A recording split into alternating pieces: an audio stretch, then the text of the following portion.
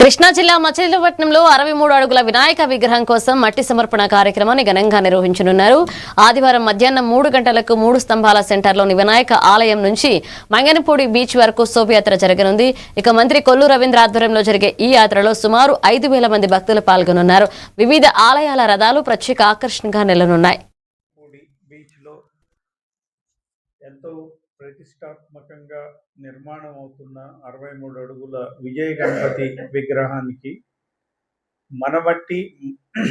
మన గణపతి అనే నినాదంతో మా సమితి తరఫున సుమారుగా 10 రోజుల నుండి గడప గడపకు కూడా మా సమితి సభ్యులు మహిళా మండలు కవర్లు అందజేయటం జరిగింది. ఆ కవర్ల ద్వారా మట్టిని సేకరించారు.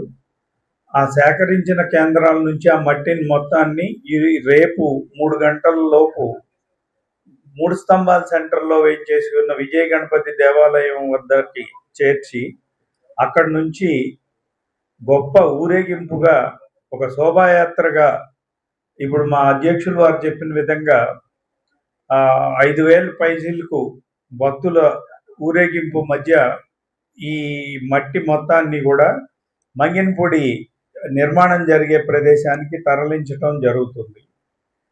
దీంట్లో ప్రతి ఒక్క భక్తుడు కూడా కుల మతాలకు అతీతంగా అందరూ కూడా పాల్గొని ఇది విజయవంతం చేయాలని, బందరు అభివృద్ధికి మీరు తోడ్పాటు ఇవ్వాలని, మీ చేయూతనివ్వాలని